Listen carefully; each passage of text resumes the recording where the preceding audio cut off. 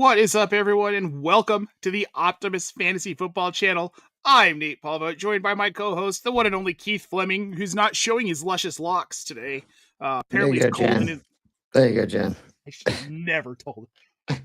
All right. Well, folks, it's week 15. It's the first week of the fantasy playoffs. So if you're watching us, I want to first say congratulations on making it to the dance. Now you just got to win that freaking trophy, and that's what we're here to help you do. A lot of Forget crazy the trophy. Stuff I going want on. the cash. Well, yeah. The trophy comes in the cash, all right? The cash comes in the trophy. But we've got some interesting situations to navigate, one of which we're going to get into here pretty quickly with the quarterbacks. But I want to ask you what you think about this, because we just got news that Philip Rivers, who has his own softball team in kids, is meeting with the Colts tomorrow. Riley Leonard's week to week. He's injured. Obviously, we know Daniel Jones tore his Achilles. He didn't look great, even in the. No. I mean, I know he didn't. You know, it's a big difference when they don't get to prep and take all the number one reps. But Riley Leonard was not, a top draft pick. It's crazy to think Anthony Richardson is still out because he broke his eye bone. In practice or warm-ups. Yeah. Yeah, so they're looking at, because their only other option, they've got Brett Rippon on the practice squad. So their only other option would be to bring up Brett Rippon, which seems like they might rather go with Philip Rivers, who... Why don't they call Peyton Manning? Yeah, I don't think that's going to happen. He'd probably be better than Riley Leonard or Anthony Richardson. Do you think they called Tom Brady? No way. Okay. I'm just curious. He can't. He's part owner of the Raiders. He's I know, but I mean, he's also really not supposed to be able to announce, and they let him do that. I think when you're Tom Brady, you get away with some liberties. That's fair. I just don't think they'd let him play for another organization. Well, that makes sense. I don't know. We've also got word T. Higgins is in concussion protocol, so that makes some of these wide receiver decisions this week a little interesting if you have T. Higgins rostered. Yoshi. My guess is, Yoshivash will be a nice add if T. Higgins doesn't play. He's not on our list, but someone to consider. He's rostered enough that it might be hard to find him, especially if you're in the playoffs, but you never know. He's definitely someone to look at. Want to shout out Jamie in the chat saying, what's up, my dudes? Jamie, it's good to see you. Hopefully all of your teams are in the playoffs. But we're going to get into quarterbacks here. Let's get started. Top three quarterbacks on waivers this week: CJ Stroud, Trevor Lawrence, and Bryce Young. We're going to give honorable mentions to Tyler Shuck and Aaron Rodgers, two guys I wrote about in our waiver wire article on optimusfantasy.com, which you can check out now. But Keith, for me, Trevor Lawrence, he's the most interesting waiver wire quarterback right now. He's sub 50% rostered across the board: Sleeper, ESPN, Yahoo, CBS. And he's a guy that's been giving us consistent production, really. If you look at what Trevor Lawrence has done, I mean, I've hated him pretty much all season. But over the last 3 weeks, he's had 20-plus fantasy points in all 3 games. And they've got the Jets coming up this week in Week 15. And to me, Trevor Lawrence becomes a pretty viable play here just because of what this offense is doing. They now lead the division. They beat the Colts yesterday, which wasn't super hard without Daniel Jones, and you're rolling with Riley Leonard for most of the game.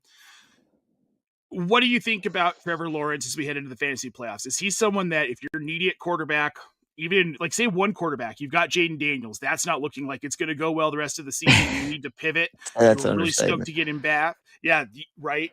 You don't want to roll with Marcus Mariota. Is Trevor Lawrence viable as we get into the fantasy playoffs? Yeah, I mean, you talked about the last 3 games. He scored 17 points or more in 7 of his last 8 or 8 of his last 9. He's averaging right at 20 points per game in that span. So, the only thing with Lawrence is it seems to be a ceiling, right? Sure.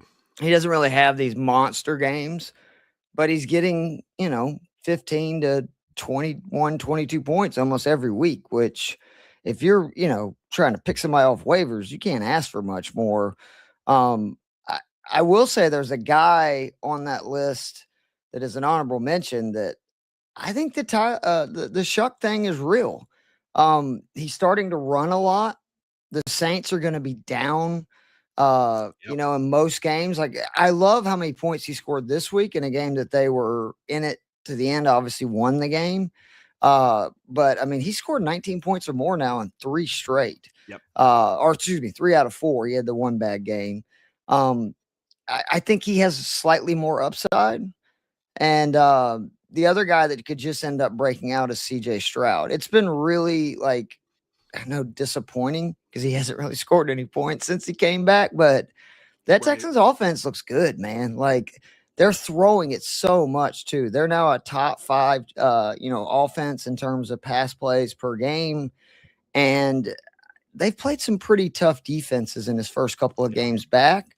I think he has a chance as well. But I mean, if I was going to prioritize, I probably would, say you're in the playoffs. There's no point in getting too risky, right? With Shuck, I'd probably take T-Law and just expect to, continue to get 15, 20 and hope that that's enough. But I will say again that I think Shuck has a better chance of, potentially having some really big games down the stretch because he still only made 4 or 5 starts. He did 5 starts, 6 total appearances. I wrote up Shuck in our waiver wire article. I like Shuck a lot. And he's a guy who, at this point, if you're looking for a quarterback on waivers, it feels like you're probably streaming the position. You're probably streaming your QB2, streaming your super flex slot. But you don't need to. With Shuck, he's a guy you can roster the rest of the season. The matchups are good the rest of the way for him. Mm-hmm. They're all favorable. This week, they've got Carolina. He put up 19 points last time against Carolina. This time, they've got them at home in New Orleans, so they're not in Carolina for that game. I like him. I like him more than I like CJ Stroud. I think CJ Stroud's just so, we know what his ceiling is, and it's right around 20 points. This offense can't really do anything. They're not exciting. The most exciting thing they do is everything that they do on defense. Mm-hmm. That's where I'm more interested. What about Bryce Young? Where do you sit on him? I mean, he's been much better.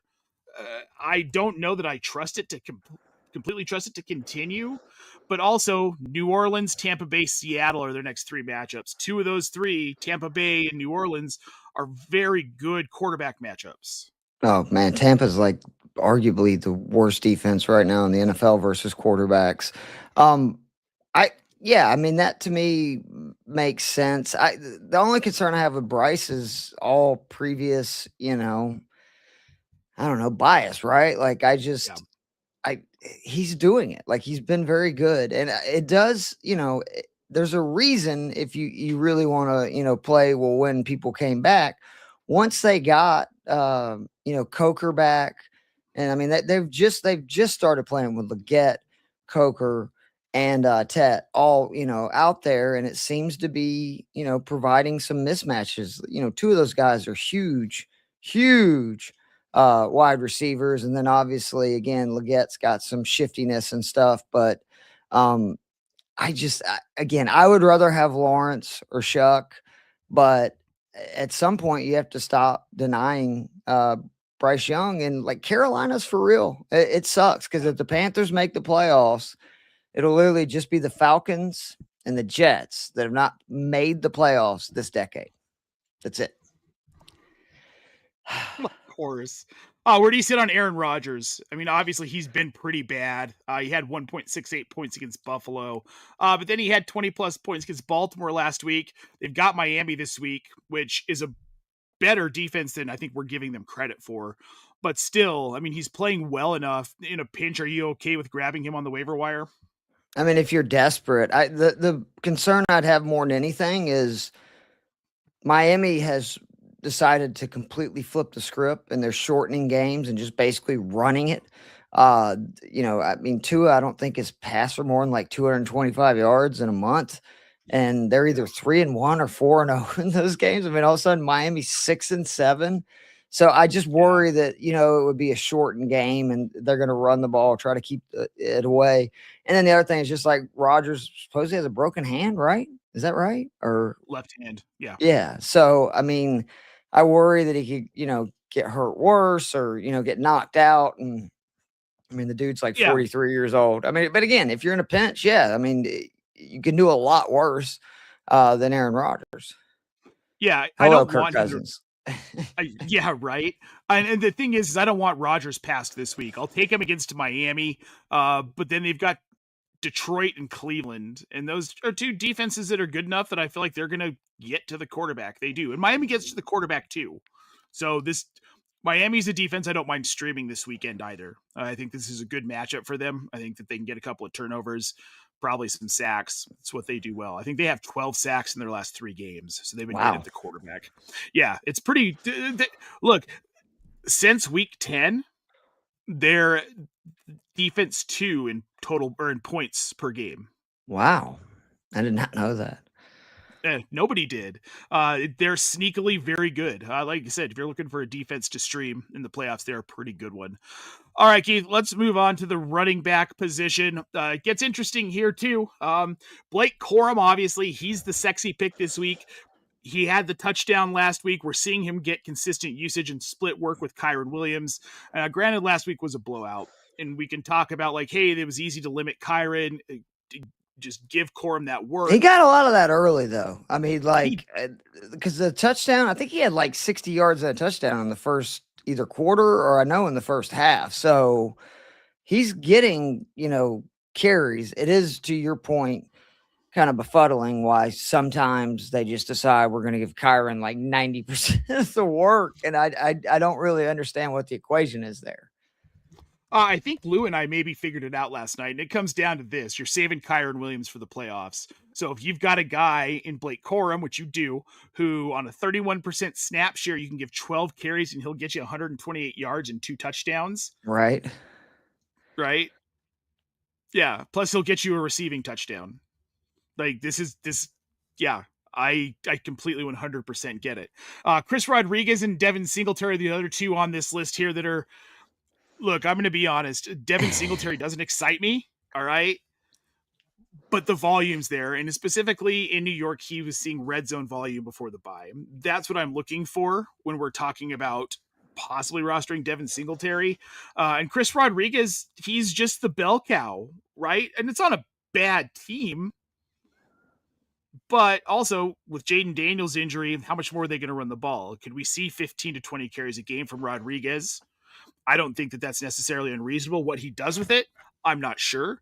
But if you're looking for a running back right now, like these are kind of your options, right? Like these are the guys you can look at. Aside from that, we're looking at mostly handcuff players. Jalen Wright and Ollie Gordon, they're handcuffs. And, HN goes down. Jalen Wright has a banner freaking day. He was fine, though. I think that the coach said that he would have, if it would have been a close game or whatever, he could have gone back out, or emergency situation, I guess is what he used. Yeah. So this real quick about Blake Corum. Jamie wants to know, someone tried to buy Corum off of him in Dynasty. What would you sell him for pick-wise, Keith? I mean, part of me gets nervous about the Rams moving forward because, Stafford's not going to play forever. Like, part of me thinks if they won a Super Bowl this year, why wouldn't he do the Elway and just, peace out. I've won 2 Super Bowls. I was really good. You guys are idiots. But Corum looks really good. As long as Sean McVay's there, I believe in the Rams. They have my Falcons first round pick, so they could go get a quarterback, right? Like whether through trade or the draft. So I'd probably need a first rounder because I think Corum is going to be one of those guys that eventually is the lead back and bell cow for the Rams. And, McVay, Shanahan, those offenses, they know how to run the ball. And I mean, we see it this year with like Ben Johnson, Liam Cohen, who they left places, to be head coaches. Those places they left are not quite as good as running the ball. And the 2 places that they went to are incredible at it. So coaching does matter when it comes to run schemes. Yeah, no, it definitely does. In the handcuff department, if you've got Devon Achane, Jalen Wright's a must-add now, correct? Yeah. Oh, yeah. I mean, I would just to be safe. And also he looked good last week. I will say, though, that like Rodriguez scares me a little bit because I just don't know what Washington's, offense is going to be overall rest of the season. And Mariota probably is more likely to vulture, red zone touchdowns. Devin Singletary, on the other hand, Jackson Dart's back. The Giants' offense is much better with Dart. And then the big caveat is I don't see a lot of design runs inside the 5 for Dart rest of the season. That was part of why they made this, coaching changes. Dave Ball was going to get him murdered with all these design runs, especially inside, the red zone. So I think Singletary, to your point, is only going to see more opportunities for touchdowns, and he could have some really bad stat lines, the next few weeks. But if the Giants' offense is as good as it's been under Dart, it wouldn't surprise me if he scores in each of the next 2-3 games. Yeah. Oh, that's why I have him on here. We're not going to see these high volume games. We're not going to see 100 yards. We're not even going to see 30 yards out of Devin Singletary, but you get a touchdown and it made it worth it. Especially in the fantasy playoffs. If you're chasing points in a flex, I like Devin Singletary a lot. I think he's better than even some of the wide receiver options you could look at right now, because at least we know he's going to get red zone opportunity. Where do you sit on Tyler Algier? Is he still a high-end handcuff? No. Our offense is so bad. We look like a team that quit Sunday, if I'm going to be honest. It was really bad. So, sure, something could happen to Bijan and Algier could end up, but he is somebody in Dynasty I would go out and be trying to purchase, because he's going to be a free agent this year.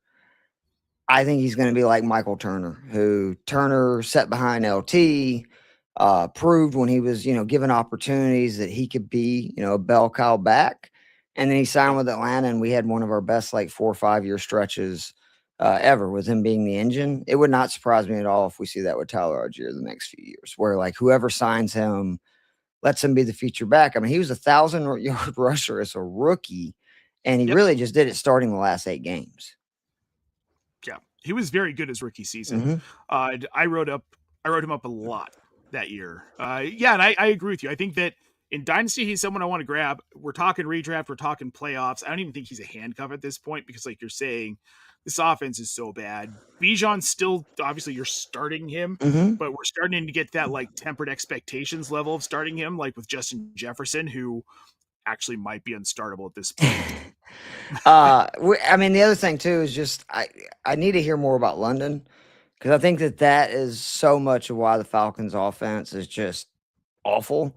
We don't really have any pass catchers. Cal Pitts, a tight end, is our number 1 target without London. And also London is just really freaking good. So I think he obviously opens up, the run. Teams actually have to respect the pass a little bit more. So if he comes back, I would have a little bit higher expectations for Bijan. If he doesn't, I think you're going to see more of the same of what we've seen the last couple of weeks. Yeah, I hate to say this, but I don't think we see Drake London rest of season. I think he's done. There's no reason to play him at this point. No, other than just, he probably wants to play, but to your point, you're right. It doesn't, make any sense, and everything's awful. Everything's awful. All right, well, let's move on to wide receivers. This is a pretty loaded group. We're going to keep it to these 5 because, again, we're fantasy playoffs. You've got to be very targeted about the players that you're picking up. We've got the number 1 ad, in my humble opinion, is Jalen Coker this week in Carolina, just because he's stepping into that wide receiver 2 role with Ted McMillan. We've seen him be such a compliment the last couple of weeks since they've gotten him worked into the offense. Isaac Tisslaw as well. Amon-Ra's banged up. We're seeing him get work. He's scoring even on 1 and 2 targets in a game. I think that he's a very, very nice ad. And Chimere Dike in Tennessee, he has separated himself, Keith. He is the wide receiver 1 in this offense. It's crazy that this is the guy that ended up doing it. But obviously he has chemistry with Cam Ward. Then honorable mentions, we've got Luther Burden over in Chicago and Jack Besh in Las Vegas. Honorable mention, guys. To be quite honest, these 2 guys, Jack Besh especially, these are flyer guys. You're grabbing them as some sort of security in case you need to put someone in a lineup and you don't have other options. If you've got players that are injured, if you're maybe waiting for Garrett Wilson to get back and you think it's going to come this week, but you need a safety, Jack Besh is a guy you can grab. Otherwise, I'm not interested in him. But these other 3 guys, Jalen Coker, let's start there. We've already kind of talked about this Carolina offense. They've been better over the last handful of weeks. Bryce Young seems to be coming into his own. Are you going to grab Jalen Coker? And if you are, like, what is your expectation of him this week and the rest of the fantasy playoffs if you do roster him? I mean, I've had Coker on a lot of my rosters pretty much this entire season. I just really like him. Last year, I thought that he showed real talent. I mean, I love these big, athletic receivers. They're very difficult to cover, and now especially that he's got a legit number one. I mean, like last year, it was Adam Thielen was basically who was the other guy on the other side. Now you got Ted McMillan, who's a real problem, and Coker's seeing a lot of one-on-one coverage. That's why I think he's having success. And if Bryce keeps doing what he's been doing, that's, I think, very good news for Coker.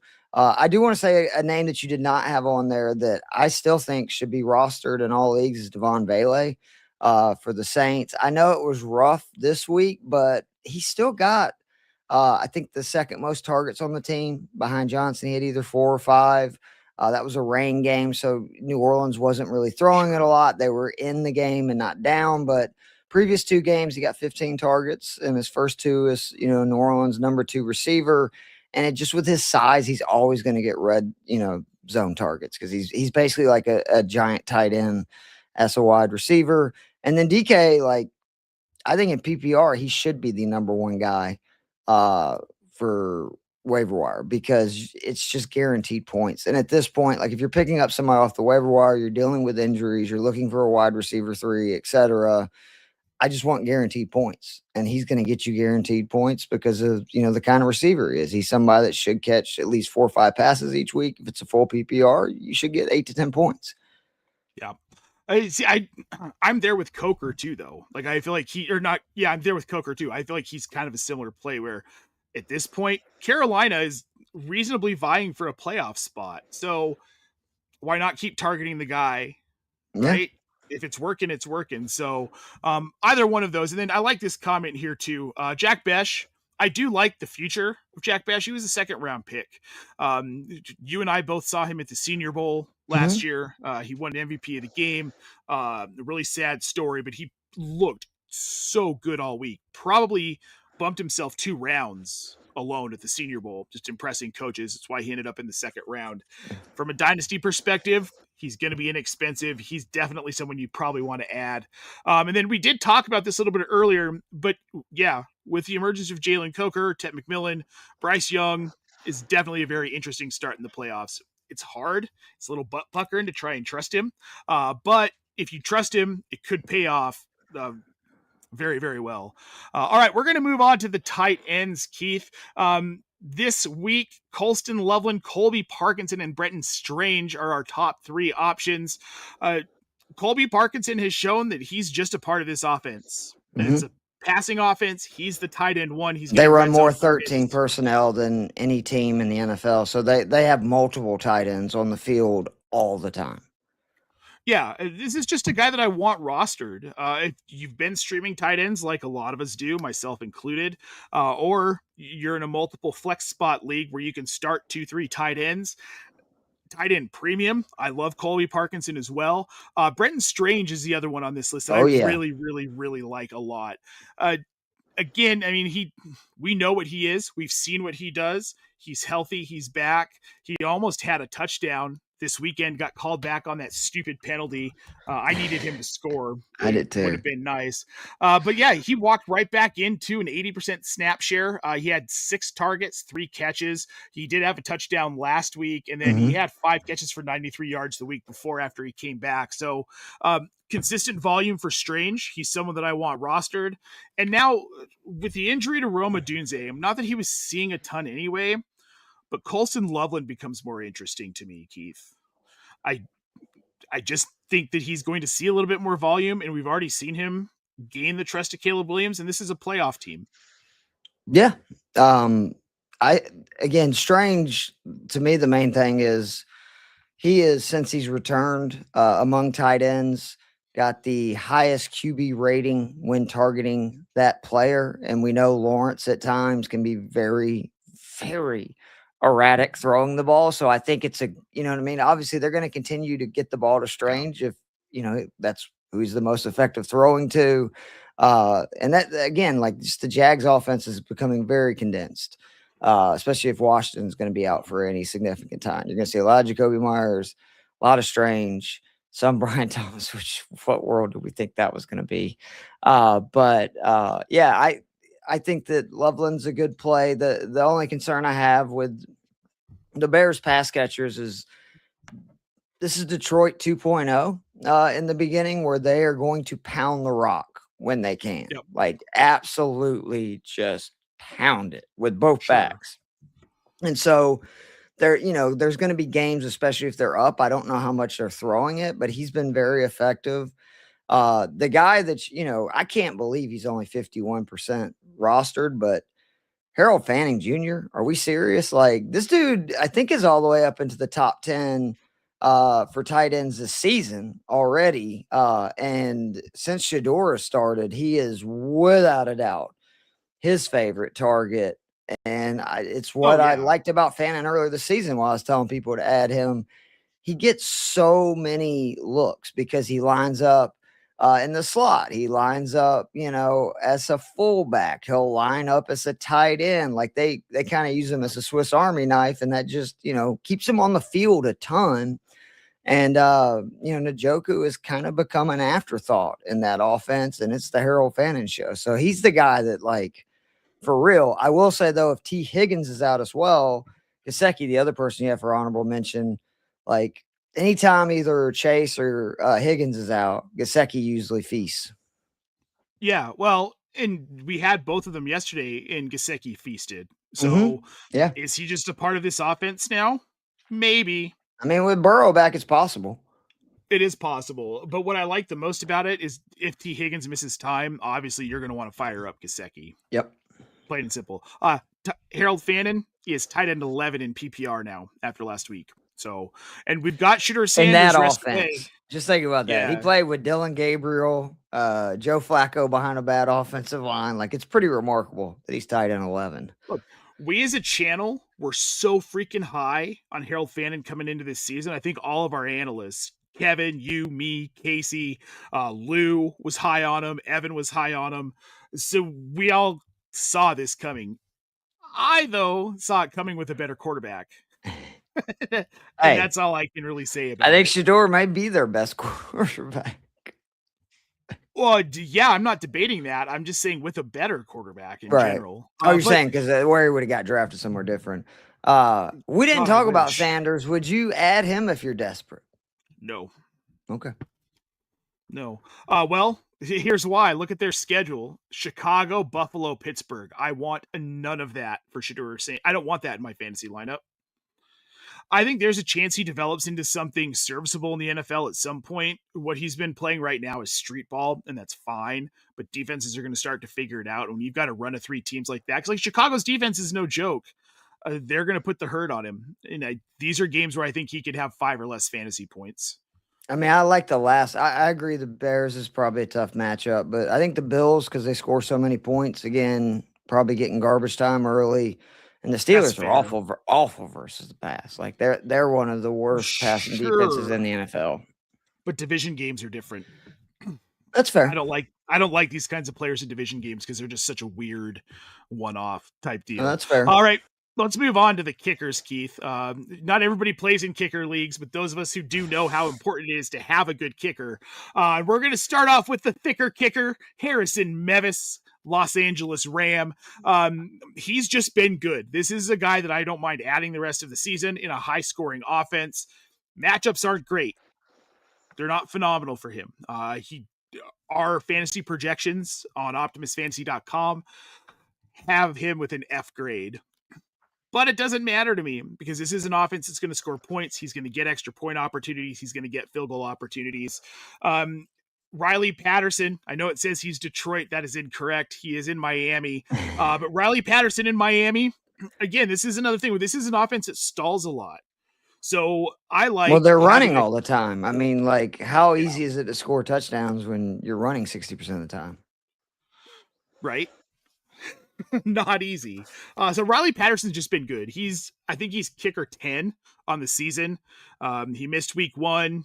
didn't play, took over for Jason Sanders. He's been automatic. And Cam Little in Jacksonville, he's just a guy. He's got a big leg, and this team is vying for a playoff spot. And I really like these guys in these positions where, like, you've got these teams vying for a playoff spot. I mean, he knows how to use it. Oh, yeah, he does. And I like him as an ad. One not on this list, Evan McPherson in Cincinnati. Yeah, now their offense is elite again. Yeah, that makes a lot of sense. Well, he's kicker 3 over the last 6 weeks. He's kicker 6 overall. He's still sub 50% roster, and I don't get it. If you're in a kicker league and he's available, you should be grabbing him, and you can set it and forget it. Very simple. Blake Groupie in Indianapolis, sorry. Could be a decent ad as well. I guess we'll see how that goes. Obviously, he's in for... why can't I think of his name? The Money Badger, Mike Badgley, since he got released. What's going on in Indianapolis, by the way? So, Halliburton, injured, out for the year. They just went with out Caitlin Clark for most of the WNBA season. Now Daniel Jones. If I was Indiana University's quarterback, I would be protecting him.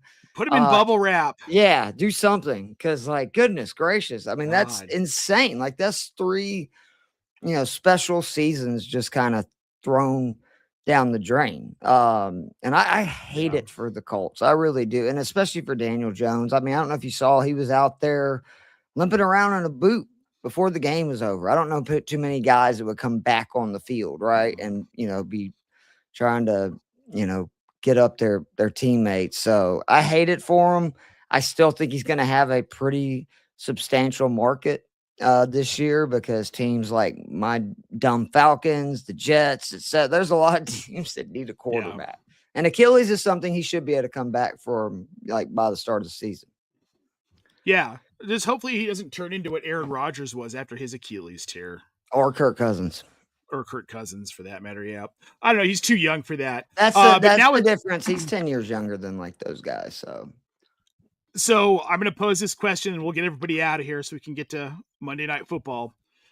With the prospect of Phillip Rivers potentially signing in Indianapolis, he's meeting with them tomorrow, as we discussed. Would you be interested in rostering Phillip Rivers if you needed a quarterback? For Shane Steichen, yeah, I think I would. I think I would too.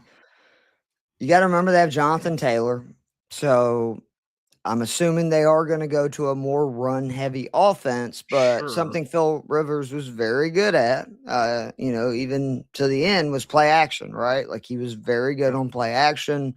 And really, I think they needed an adult, right, in the room. And that's no disrespect to Riley Leonard, but even if Leonard was, healthy, good. Or good. It's trying to be nice, but healthy or good. He's so young, and this is, they don't need that many wins probably to secure a playoff spot. I think they need probably 2, right? Don't you think 10-7 gets in the AFC? Yep, definitely does. So they just got to try to pick up those 2. The problem is the schedule is very difficult. I think the division's gone with the way Jacksonville's playing. Houston is somebody that, man, they're plus 650 to win the AFC. I like that a lot. I promise you, there is not a team in the AFC that wants to play those dudes. I mean, did you see the way they were hitting Rice and Kelsey and all those guys? And I think their offense is getting better, which they don't have to be great. They just need to, score 20 to 30 points. They're going to be tough to beat. So, I hope it works out for the Colts, but it's tough, man, because they don't have a quarterback. Like, they missed on Richardson. Now Jones is, hurt, and they made that big trade for Sauce, which I liked in the moment. Like, I like going all in. Who knows how many chances you're going to get to contend for a Super Bowl. It's going to look pretty rough if they don't have a quarterback going into next year, and you gave up 2 first-rounders because you can't go get one, at least at the top of the draft. No. Yeah, it's going to be interesting. I like the Colts ownership.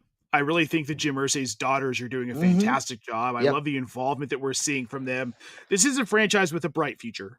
It sucks for them this year, but like if you're a Colts fan, you can be pretty sure this team's going to be in the conversation for years. I think they have a really good coach too. Like I think Shane Steichen is a really good coach. Yep.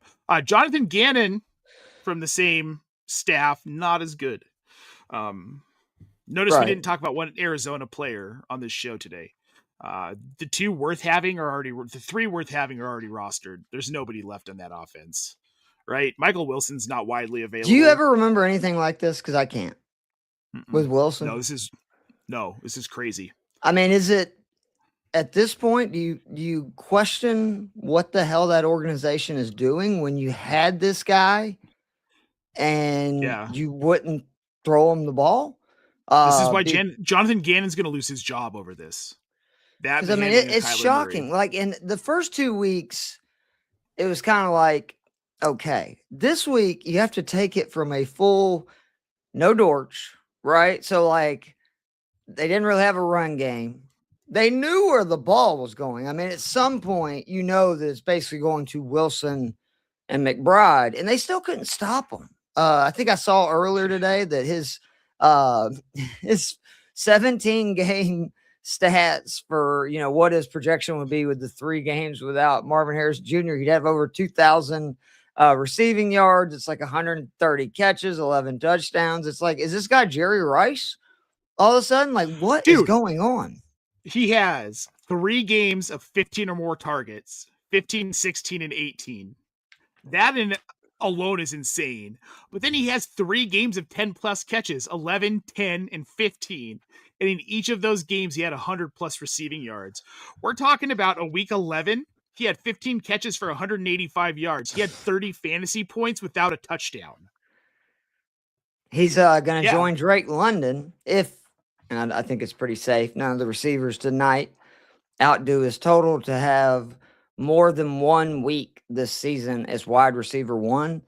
London's actually technically got 3. He's got 1 that he tied and then 2 that he had by himself. And then Wilson will have 2. But it's actually been a weird year that it's been almost somebody different every single week, including guys like Trey Tucker was wide receiver 1 for a week. We had Troy Franklin week. Yeah, it's been an odd one. All right, I want to get to this one real quick here. This is kind of a bad beat here. Tron Force made a huge mistake. He dropped Dallas Goedert for Zach Ertz. Once Ertz went down, I panicked and dropped Corum for Goddard since he wasn't locked. Corum went off. My other running backs are CMC Barkley. He's got Jalen Warren and Kenny Gainwell. I think you're going to be okay, Tron. That's a bummer, but I think you're going to be okay. Yeah, and I mean, tight end's the one position that if you don't have like Bowers, McBride, and really that's it now because Kelsey's not what he was. Kittle was good, but it kind of, week to week it's different. There's basically 2 alpha tight ends, and there'll be somebody out there. I mean, you may not be able to get Fannin, but I guarantee you can probably get Strange. Like there's guys out there you can get, and the bigger concern is just can Barkley get going for your, championship hopes? Because at this point, I might start Warren or Gainwell over Barkley on a regular basis. If things don't change, you're going to have to for the last 2 weeks of the fantasy season. But you got CMC. That's like the lock of all locks. So that's nice. Yeah. That's like 20 to 30 points every week. As long as he doesn't get hurt, knock on wood, Keith. Good God. Put that out in the ether. How dare you? Well, how dare you? All right. I didn't say if he gets hurt. Well, we're going to get out of here. We're not going to put any more bad mojo into the world, but what we are going to put into the world is a gift for you guys. Head over to tools.optimusfantasy.com. We've got amazing data tools, a snap analyzer that's predicting breakouts every single week, a red zone analyzer. We've got an empty air yards tool. We've got a league management tool and a DFS optimizer for you to check out for free through the end of the NFL season. Just use the code GIFTOPTIMUS when you go to check out. Tools.optimusfantasy.com. And then when you're done, head over to our Discord channel. The link's in the show description. Got any more waiver wire questions? Start, sit, betting, DFS, anything you've got for us. We're there to answer it 24 hours a day, 7 days a week. So check that out in the show description. For Keith Flemming, I'm Nate Polvogt. Guys, thanks for tuning in. Keith and I will see you Friday. I will see you Thursday with Casey Kasem. Good luck to round out your Week 14 matchups, and we'll see you next week.